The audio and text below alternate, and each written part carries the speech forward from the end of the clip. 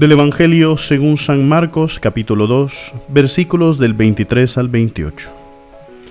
Un sábado iba Jesús caminando entre los sembrados y sus discípulos comenzaron a arrancar espigas al pasar.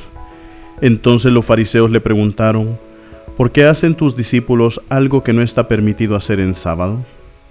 Él les respondió: ¿no han leído acaso lo que hizo David una vez que tuvo necesidad y padecían hambre él y sus compañeros?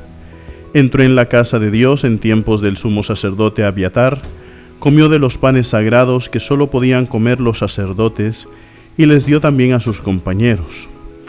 Luego añadió Jesús: el sábado se hizo para el hombre y no el hombre para el sábado, y el Hijo del Hombre también es dueño del sábado. Palabra del Señor. Queridos hermanos, el día de ayer leíamos en el Evangelio el altercado del por qué los discípulos de Jesús no ayunan. El Señor da una respuesta grandiosa diciendo: ¿pueden acaso ayunar los invitados a la fiesta cuando el novio está con ellos? Y entonces daba a entender que cuando el Señor está en medio de nosotros, realmente estamos en presencia de algo magnífico, de algo grandioso, estamos en presencia de Dios mismo.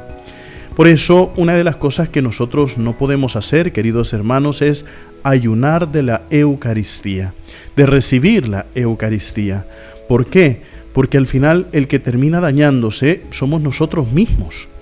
Hoy el Señor nos enseña también sobre el tema de qué es lo que está permitido o no permitido hacer un día de descanso. Recordemos que el sábado para los judíos es un día realmente importante. ¿Por qué? Porque el Señor hizo toda la creación en 6 días y al séptimo día descansó, y por eso uno de los decretos, o por así decirlo, una ley del Señor es que el día sábado, que en ese momento era el séptimo día, entonces no se podía hacer absolutamente nada, se tenía que descansar. Entonces estaba prohibido hacer todo tipo de trabajo. Pero claro, acuérdense que todo tipo de trabajo nosotros no podemos dejar de hacerlo. Por ejemplo, un día sábado no podemos dejar de comer, no podemos dejar de hacer el cuidado de la casa. Entonces, claro, al final como que esa ley también se pasaban ciertas cosas por alto frente a esa ley. Entonces, hoy cuando los fariseos y los judíos ven a los discípulos de Jesús cortando espigas y comiéndoselas porque tenían hambre y iban cruzando el sembrado, entonces se enoja. Dicen: están trabajando en sábado. Y fíjense que cómo es de ilógico eso de que se ponen a criticar al Señor. Fíjense que en la primera lectura del día de hoy, que nosotros seguimos leyendo la carta a los Hebreos, el Señor dice: esfuércense.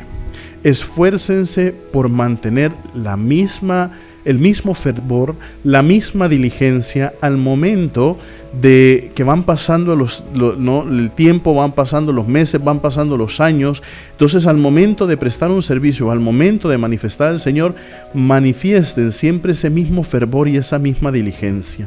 Yo estoy más que seguro que si esto hubiera sucedido en tiempos anteriores, y por eso el Señor dice: ¿no se acuerdan ustedes del rey David? ¿No se acuerdan de qué fue lo que sucedió?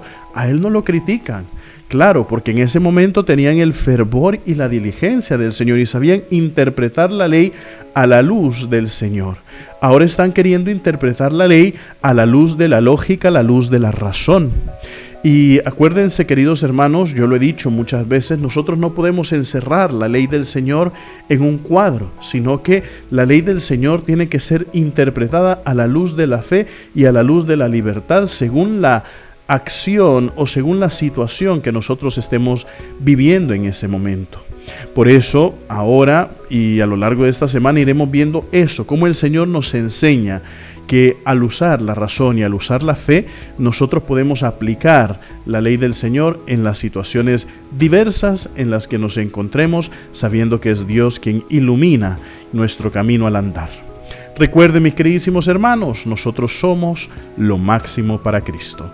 Así sea.